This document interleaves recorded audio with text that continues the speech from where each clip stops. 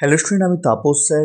আজকে এই ভিডিওতে তোমাদের সিক্স সেমিস্টার যাদের হিস্ট্রি জেনারেল আছে, তো তোমাদের যে ডিএসসি B2 পেপারটি আছে, তো সেই পেপারে বিগত যে 4 বছরের প্রশ্নপত্র 21, 22, 23 এবং 24, সেই প্রশ্নপত্র নিয়ে আলোচনা করব এবং তোমাদের বলে দেবো যে কোন ইয়ারের প্রশ্নপত্র তোমরা ভালো করে পড়বে।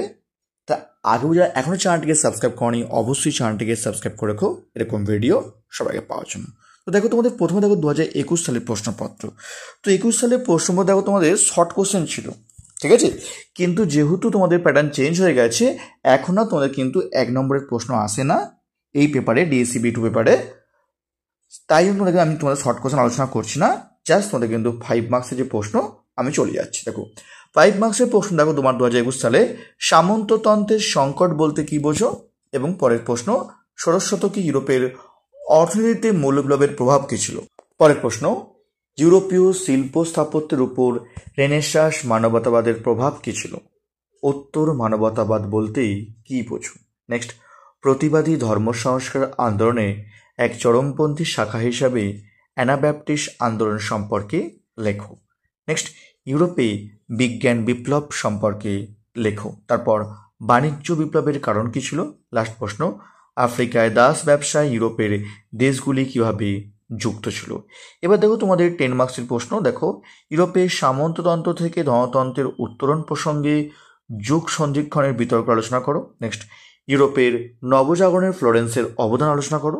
পরের প্রশ্ন ইউরোপের মধ্যম বিপ্লবের তাৎপর্য আলোচনা করো। নেক্সট ইউরোপের ধর্ম সংস্কার আন্দোলনে মার্টিন লুথারের ভূমিকা কী ছিল। তারপর ষোড়শ শতকে ইউরোপের বাণিজ্যিক কার্যকলাপ ভূমধ্যসাগর থেকে আটলান্টিক মহাসাগরে যাওয়ার কারণ কী ছিল। নেক্সট প্রশ্ন ইউরোপের প্রথম শিল্প বিপ্লব সম্বন্ধে লেখো। যারা ইংলিশ ভার্সন আছো তাদের জাস্ট তোমাদেরকে আমি প্রথমে তোমাদের শর্ট কোশ্চেন, তারপর 5 মার্কস এবং 10 মার্কস দিয়ে দিচ্ছি। তোমরা পারলে দেখে নিও। যে এখনও চ্যানেলটিকে সাবস্ক্রাইব করনি, অবশ্যই চ্যানেলটিকে সাবস্ক্রাইব করে রেখো এরকম ভিডিও সবাই পাওয়ার জন্য। এবার দেখো তোমাদের 2022 সালের প্রশ্ন তোমাদের ডিএসসি B2 পেপারে তোমাদের প্রথম দেখো ফিপ ও ভ্যাসলেজ বলতে কি বোঝো।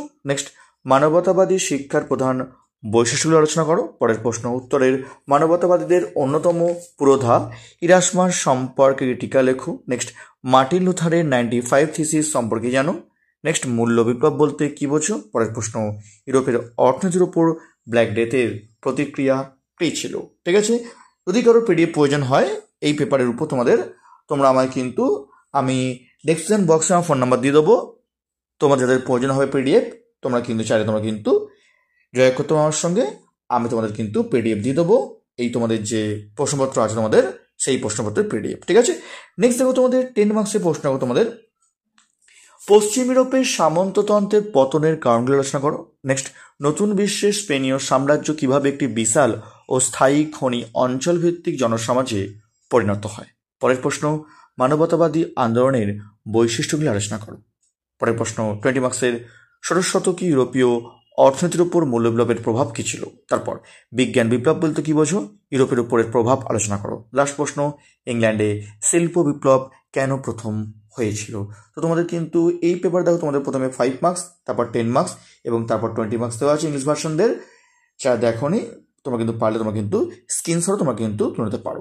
এবার দেখো তোমাদের 2023 সাল, যারা তোমরা এবছর পরীক্ষা দেবে তাদের বলবো আমি তোমাদের 2023 সালের প্রশ্নপত্রটি খুবই ইম্পর্টেন্ট এবং 2023 সালের প্রশ্নপত্রে তোমরা কিন্তু খুবই ভালো করে পড়বে, কারণ তোমাদের কিন্তু 2023 সালের প্রশ্নপত্রটি সব থেকে ইম্পর্টেন্ট তোমাদের এবারের জন্য। আর তোমাদের যে সাজেশান তোমাদের কিন্তু 2023 থেকে সবাই তোমাদের কিন্তু সাজেশান করে থাকবে। দেখো তোমাদের প্রথম প্রশ্ন ম্যানুর ব্যবস্থা বলতে কি বোঝো। পৌর মানবতাবাদ কি। নেক্সট ধর্ম সংস্কার আন্দোলন কেন প্রথম জার্মানিতে হয়েছিল, অ্যানাব্যাপটিস্ট কারা ছিলেন। পরের প্রশ্ন নিকোলো ম্যাকিয়াভেলি সম্পর্কে একটি সংক্ষিপ্ত টিকা লেখো। তারপর সপ্তদশ শতকে ইউরোপে একটি গুরুত্বপূর্ণ অর্থনৈতিক কেন্দ্র হিসাবে আমস্টারডাম উত্থানের কারণগুলি আলোচনা করো। তো এগুলো হচ্ছে আমাদের 5 মার্কসের প্রশ্ন। এবার দেখো তোমাদের 10 মার্কসের তোমাদের প্রশ্ন দেখো তোমাদের ধ্রুপদী সাহিত্য পুনরাবিষ্কার কিভাবে ইউরোপীয় রেনেসাঁসকে প্রভাবিত করেছিল। নেক্সট ধর্ম সংস্কার ইতিহাসে জন ক্যালভিনের ভূমিকা মূল্যায়ন করো। পরে দেখো 20 মার্কসের প্রশ্ন দেখো যদি কারোর নোটস প্রয়োজন হয় তোমরা কিন্তু চাইলে তোমরা কিন্তু খুবই কম মূল্যে তোমরা কিন্তু নোটস কিনতে পারো, তোমাদের কিন্তু নোটস অ্যাভেলেবেল আছে। তো তোমরা চাইলে তোমরা কিন্তু আমার সঙ্গে জয়েন করতে পারো। পরে প্রশ্ন তোমাদের 20 মার্কসের প্রশ্ন দেখো, পশ্চিম ইউরোপের সামন্ততন্ত্রের পতনের জন্য আভ্যন্তরীণ স্ববিরোধ কতটা দায়ী ছিল? নেক্সট, কেন ইতালিতে সাধারণভাবে এবং ফ্লোরেন্সে বিশেষভাবে নবজাগরণ শুরু হয়েছিল? নেক্সট, জার্মানির ধর্মসংস্কার আন্দোলনে কেন্দ্রীয় ব্যক্তিরূপে মার্টিন লুথারের সাফল্য নির্ধারণ করো। লাস্ট প্রশ্ন, ষোড়শ শতকে বাজারমুখী উৎপাদন কিভাবে ইউরোপে কৃষি ব্যবস্থার রূপান্তর ঘটিয়েছিল? ঠিক আছে, তো এবার দেখো তোমাদের 10 মানে যারা ইংলিশ ভাষা আসবে আমাদের দেখো তোমাদের প্রথমে 5 মার্কসের, তারপর তোমাদের 10 মার্কস এবং তারপর তোমার 20 মার্কস দিলাম। সে এখনও চ্যানেলটিকে সাবস্ক্রাইব করো নি, অবশ্যই চ্যানেলটিকে সাবস্ক্রাইব করে রেখো এরকম ভিডিও সঙ্গে পাওয়ার জন্য।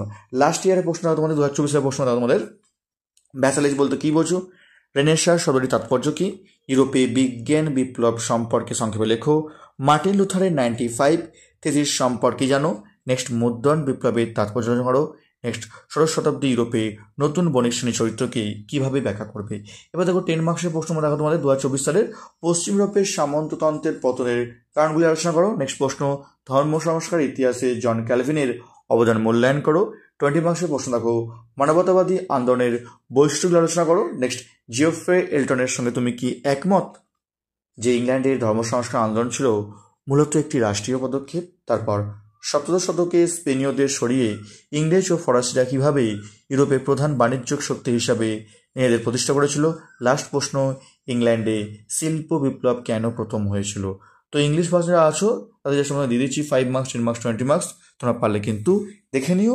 তো এইসব তোমাদের বিগত 4 বছর যে প্রশ্নপত্র আলোচনা করলাম এবং তোমাদের খুব তাড়াতাড়ি তোমাদের জন্য ডিএসসি B2 পেপার তোমাদের কিন্তু আমি নোটস এবং তোমাদের সাজেশান নিয়ে আসবো এবং তোমাদের আগে থেকে তোমাদের বলবো 2023 সালে যে প্রশ্নপত্র তোমরা ভালো করে পড়ো। আর তোমাদের বলবো যদি এই প্রশ্নপত্রের PDF করার প্রয়োজন হয় ডিসক্রিপশন বক্সে ফোন নাম্বার দেওয়া আছে, তোমার চাইলে কিন্তু আমার জয় করতে পারো। আমি তোমাদের কিন্তু এই প্রশ্নপত্রের PDF তোমাদের কিন্তু আমি দিয়ে দেবো। তার মতো এটুকুই।